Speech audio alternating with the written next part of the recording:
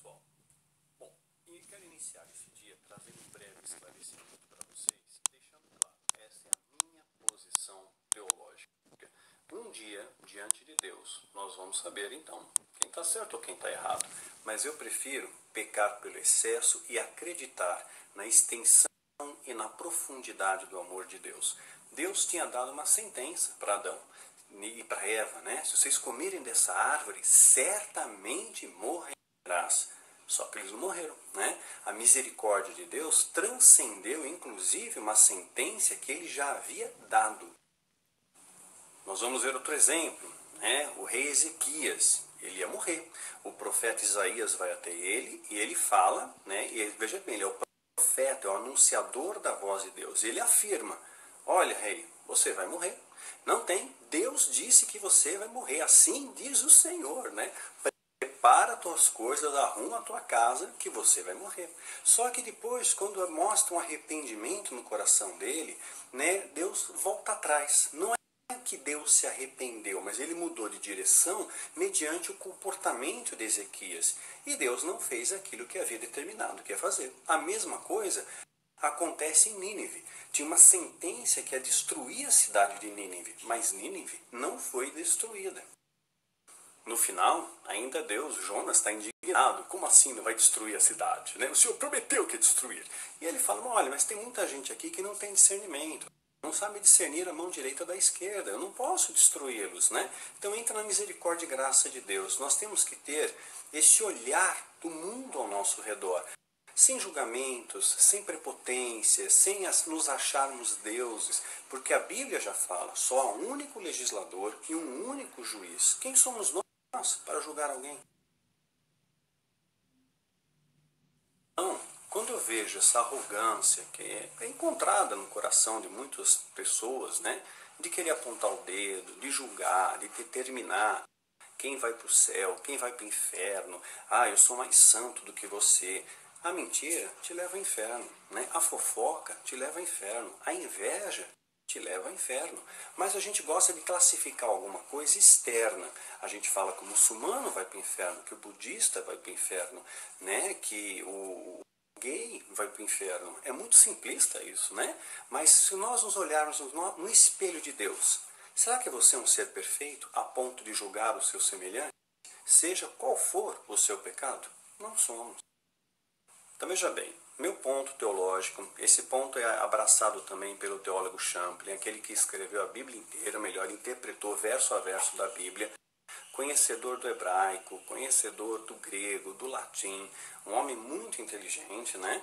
Fez o Antigo e o Novo Testamento interpretado. Essa pauta também é abraçada pelo Rob Bell, uma pessoa que eu admiro bastante, escreveu um livro tremendo chamado O Amor Vence, que mostra realmente essa profundidade do amor de Deus, que nós somos apresentados sempre a um Deus punitivo, um Deus cruel, e nos achamos deuses a ponto de apontar o dedo. Muitas vezes nós reproduzimos aquilo que nós aprendemos. Então, quando Paulo escreveu aos Romanos, condenando a prática de sodomia, lembre de um detalhe: os romanos, eles eram politeístas. Os romanos, era comum para eles as práticas sexuais, as orgias. Eles não tinham nenhum freio moral nesse sentido. Ao contrário, eles eram incentivados pela sociedade a terem essas práticas. Para eles era algo natural. Então, por isso, Paulo exorta aos romanos recém-convertidos que abandonem as práticas que eram oriundas do Império Romano, que agora eles são novas criaturas em Cristo. Então, naquela época, era uma opção, era uma escolha da pessoa, não é uma condição. Veja, existe uma diferença. Daniel, mas está em Coríntios também, ele escreveu na mesma época, né? Então, por isso, o texto passa a ser relativamente semelhante. Mas, se você for um bom observador e olhar, né, o termo cães na Bíblia, né, ele é muito ligado às pessoas que são más. Vamos ver o texto. Então, o cão aqui não é o cachorro, né? Como eu tenho aqui a Nina, vou mostrar para vocês. Né? Não é o cachorro, o cão, gente. O cachorro é bonzinho, o cachorro é de Deus, é de Jesus, né? É isso aí. Na verdade, aqui atribui a pessoas cruéis, a pessoas más, que muitas vezes você pode até falar alguma coisa bíblica para a pessoa como um conselho, ele como uma exortação, mas feito sempre em amor. Quando você aponta o dedo, quando você critica, quando você ofende, quando você deprecia, quando você despreza, isso não é amor, queridos. Isso não é expressão do amor. E é nessa tecla que eu tenho batido constantemente. Então, Deus, na sua onisciência, eu acredito, minha posição teológica humilde, tá? Que já sabia que muitas coisas iam acontecer. Hoje em dia, se você fizer uma pesquisa, o BPA, né, o Dr. Robert Ray já falou sobre isso, ele pode causar uma interferência no na nossa opção sexual. Ele altera isso. Ele é conhecido também como bisfenol A. Antigamente era usado em mamadeira, chupeta, garrafas PET. Hoje tem algumas mamadeiras que você compra escrito Free BPA, ou seja, não tem BPA. Mas o BPA foi comprovado. Colocaram BPA em ratinhos, eles deixaram de copular com as ratinhas e começaram a buscar parceiros machos, né? E as fêmeas passaram a rejeitá-los. A mesma coisa com o mercúrio, o leite de soja, a carne de soja, agora é comprovado também. Pediatra não recomenda leite de soja para crianças masculinas abaixo de 5 anos. Pode causar uma alteração no seu comportamento sexual. Está comprovado cientificamente, inclusive. Então, por exemplo, se você misturar carne de soja a carne bovina e você der essa carne para o leão, que está no zoológico, ele fica mais calmo. Ele perde o seu apetite sexual. Então isso causa interferência. Eu estou citando apenas alguns pontos, tá? Tem muito mais. Hoje nós vivemos uma época que tem agrotóxicos, que a comida está contaminada, o nosso ar está contaminado. Isso promoveu em nós alterações genéticas, né? E existem de fato pessoas que nascem assim. É uma condição, não é uma opção. Vamos ver o que fala no livro de Apocalipse. Quem é que vai ficar de fora? Quem é que vai para o inferno? Você reparou que no texto não está escrito os afeminados, os sodomitas, não está escrito isso. Por quê?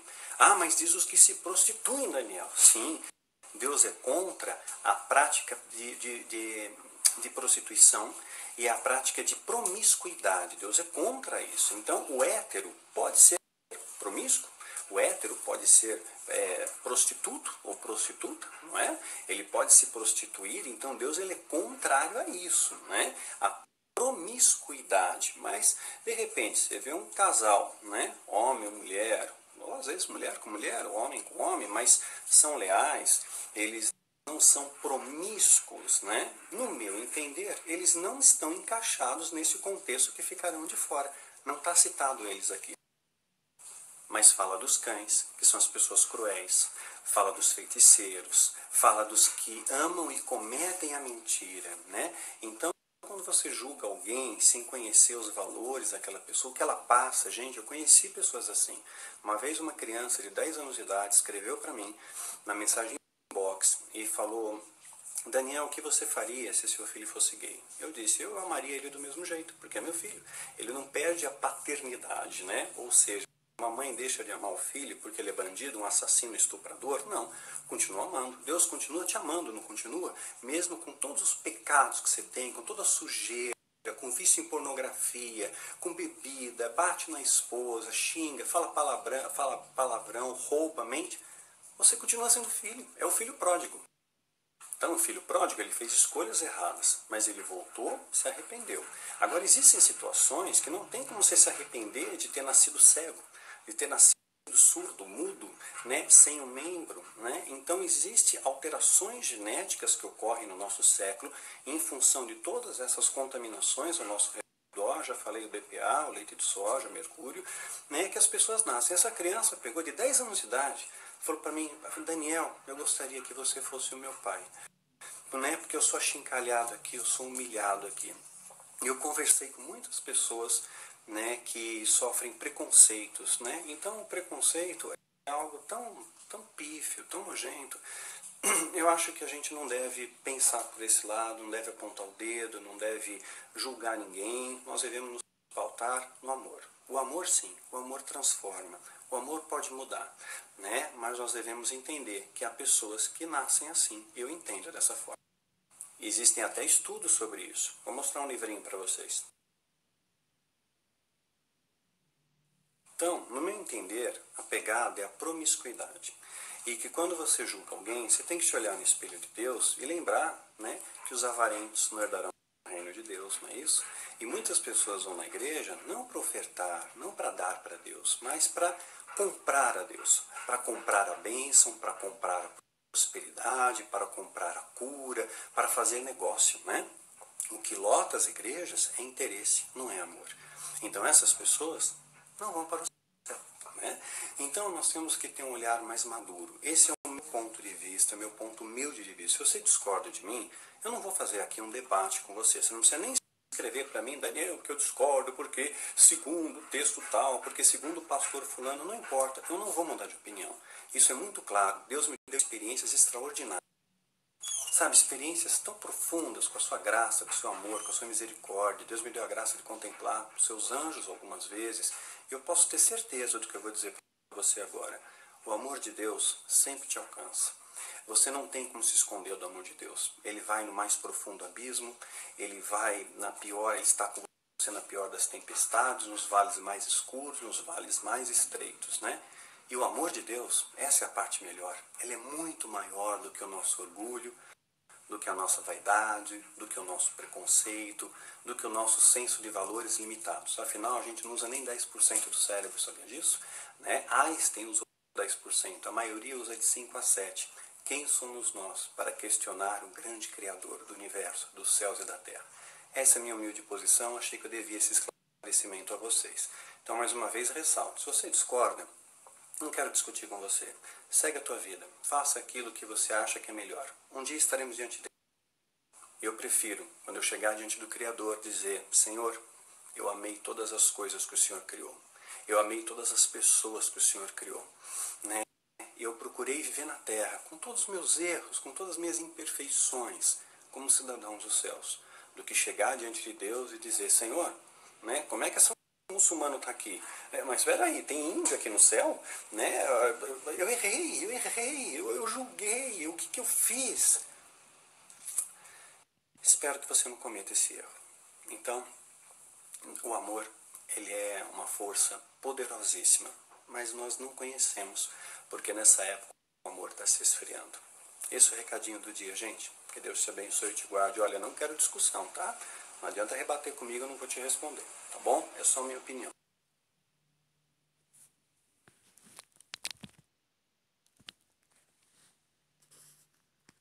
O amor está se esfriando. Esse é o recadinho do dia, gente.